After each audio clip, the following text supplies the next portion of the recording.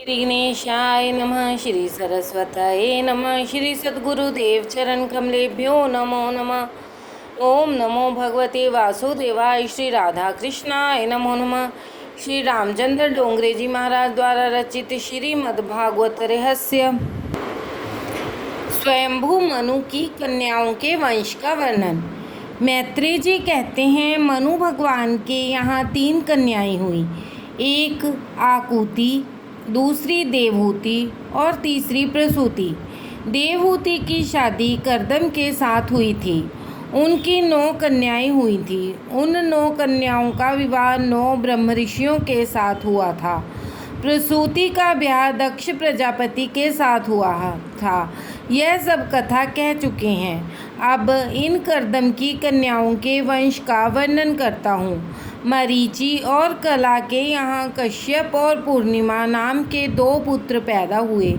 अत्रि की पत्नी अनसुया के यहाँ दत्तात्रेय, दुर्वासा और चंद्रमा नाम के 3 पुत्र हुए। वे अनुक्रम से विष्णु, शंकर और ब्रह्मा के अंश से उत्पन्न हुए थे। विदुर जी पूछते हैं कि इन सर्वश्रेष्ठ देवों ने अत्रि मुनि के यहाँ क्या करने की इच्छा से अवतार लिया था, यह कथा कहिए। मैत्रेय जी कहते हैं, दत्तात्रेय अत्रि के घर आए हैं। पुरुष आदि अत्रि जैसा तपस्वी बने और स्त्री अनसुया जी जैसी तपस्विनी बने तो आज भी उनके घर दत्तात्रेय आने को तैयार हैं। नत्री वह अत्रि, सत्व, रज और तम, इन तीनों गुणों का जो नाश करे और निर्गुणी बने वही अत्रि है। सत्व, रज और तम, इन तीनों गुणों में जीव मिल गया है। इन तीनों गुणों से जीव को अलग होना है।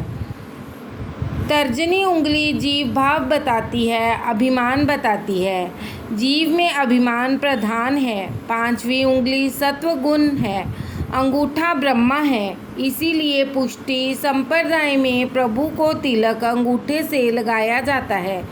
वेद में ब्रह्मा का नेति कहकर वर्णन किया गया है। इस जीव और ब्रह्म का संबंध सतत होना चाहिए।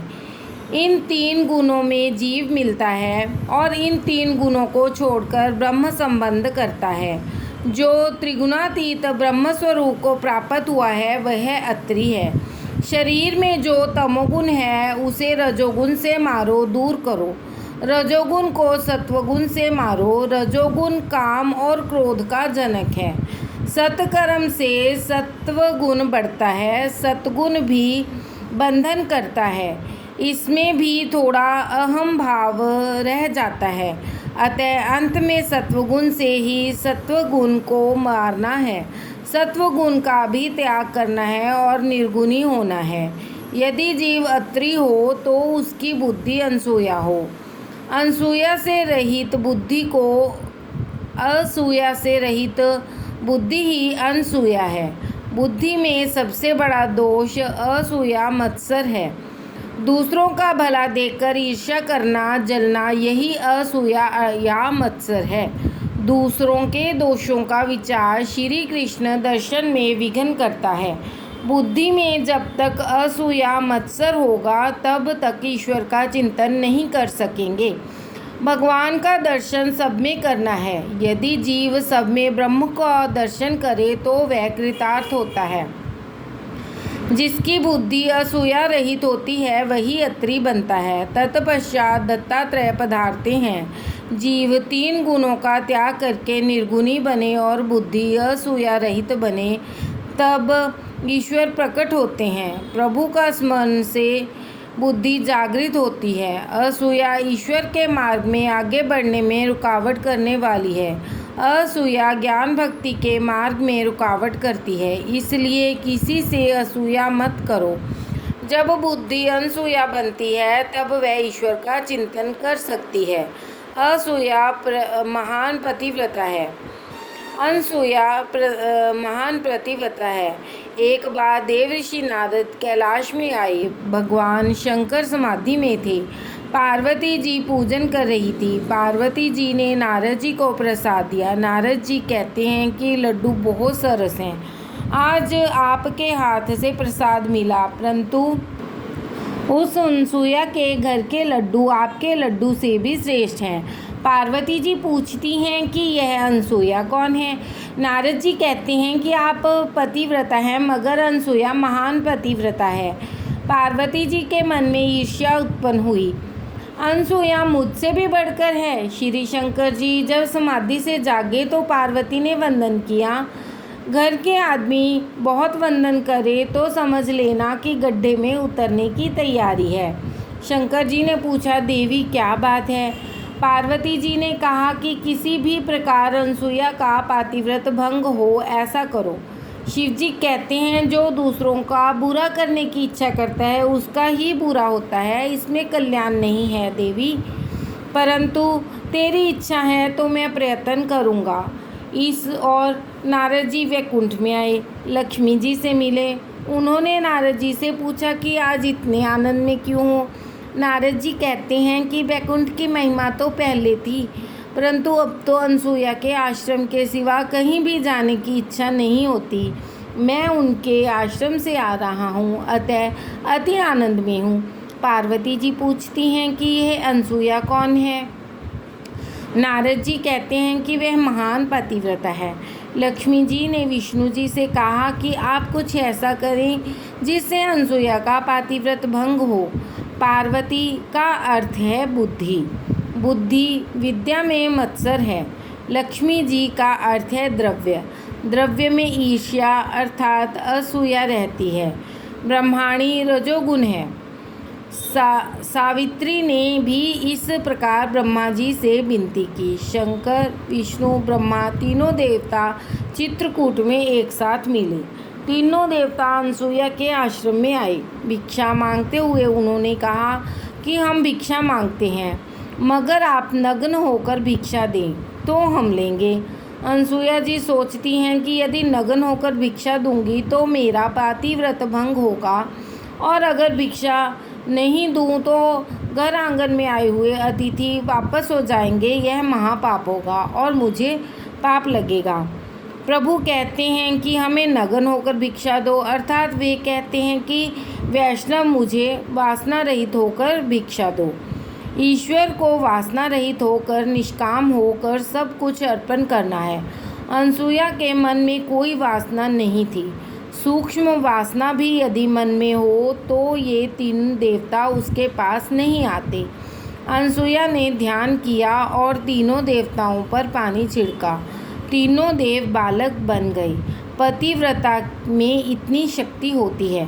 पार्वती जी सोचती हैं कि शिव जी प्रातःकाल से गए हैं, अभी तक नहीं आए। लक्ष्मी जी और सावित्री भी अपने अपने पतियों को खोजने निकली। तीनों देवियाँ चित्रकूट में आई। इतने में नारद जी भी वहाँ आ पहुँचे और अनुष्ठान में बैठे। देवियों ने उनसे पूछा कि हमारे पति का कुछ समाचार जानती हो? नारद जी कहते हैं कि पहले यह तो बताओ कि बड़ी कौन है, आप की अनसुया? देवियाँ कहती हैं कि अनसुया बड़ी हैं, परंतु हमारे पति हैं कहाँ? नारद जी ने कहा, सुना है आपके पति बालक बन गए हैं, वे अनसुया के घर मिलेंगे। दूसरों से असूया करने वालों को शांति नहीं मिलती। देवियाँ डरती हैं, सोचती हैं कि यदि हम वहाँ जाएं और अनसुया यदि श्राप दे तो। नारद जी कहते हैं कि आप भले मत्सर करें, परंतु अनसुया मत्सर नहीं करेंगी। अनसुया तो आपको सद्भाव से देखेंगी, आपके प्रति सद्भाव रखेंगी। देवियाँ आश्रम में आती हैं। अनसुया ने देवताओं से अनेक प्रतिज्ञाएं करवाई। आज से प्रतिज्ञा करो कि पतिव्रता को कभी कष्ट नहीं दोगे, जगत की किसी भी स्त्री को नहीं सताओगे। इतने में अत्रि ऋषि पधारते हैं।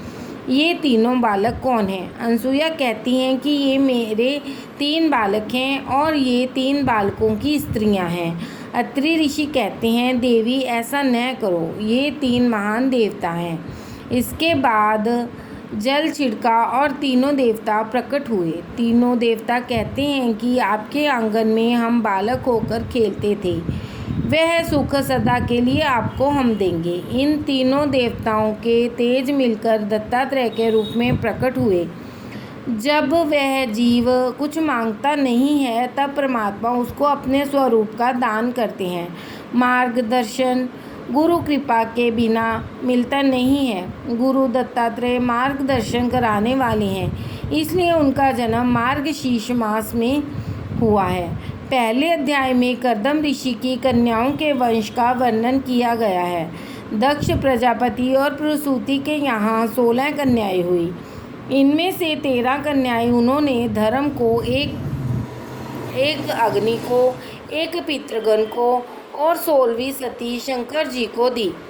धर्म की 13 पत्नियां कही गई हैं। उनके नाम हैं श्रद्धा, दया, मैत्री, शांति, पुष्टि, क्रिया, उन्नति, बुद्धि, मेधा, स्मृति, तितिक्षा, धृति और मूर्ति। धर्म के 13 ब्याह हुए हैं। इन 13 गुणों को जीवन में उतारने से धर्म जरूर फलता है। इन 13 गुणों के साथ ब्याह करोगे तो भगवान मिलेंगे। धर्म की पहली पत्नी है श्रद्धा। ईश्वर में श्रद्धा रखो। धर्म की प्रत्येक क्रिया श्रद्धा से करो। श्रद्धा दृढ़ होनी चाहिए। एक दिन नामदेव जी के पिताजी को कहीं बाहर जाने का प्रसंग आया। नामदेव जी उस समय छोटी उम्र के थे। घर में देव पूजा रखी हुई थी।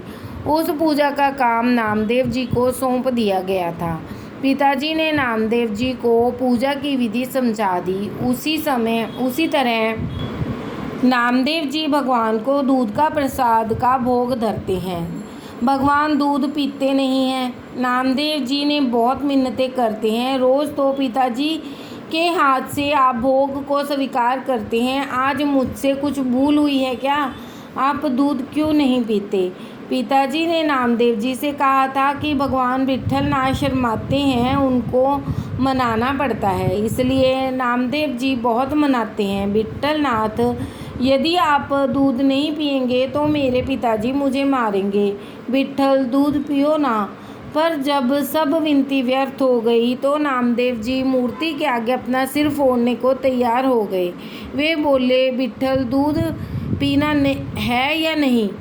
दूध नहीं पियोगे तो मैं अपना सिर फोड़ लूँगा। भगवान नामदेव जी की दृढ़ श्रद्धा और भक्ति देखकर प्रसन्न हुए। ज्यों ही नामदेव जी सिर पटकने को तैयार हुए, वहाँ भगवान प्रकट हो गए। भगवान ने दूध का कटोरा ले लिया और दूध पीने लगे।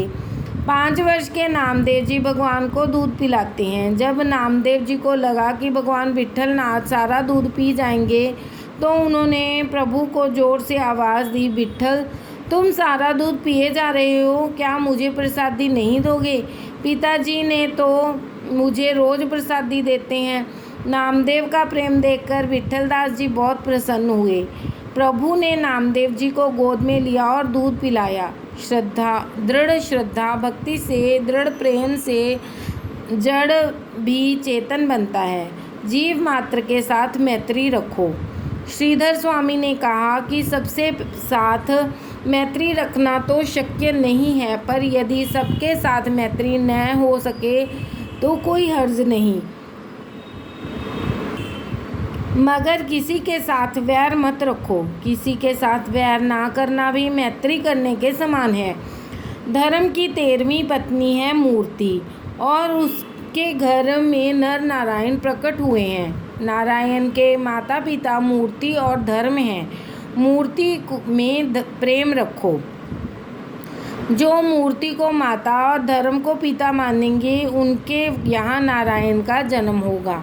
बद्री नारायण भगवान साल में एक बार मूर्ति देवी से मिलने के लिए आते हैं। धर्म पिता हैं और मूर्ति माता हैं। यदि धर्म का बराबर पालन करोगे तो तुम्हारे घर नारायण प्रकट होंगे। राधे राधे।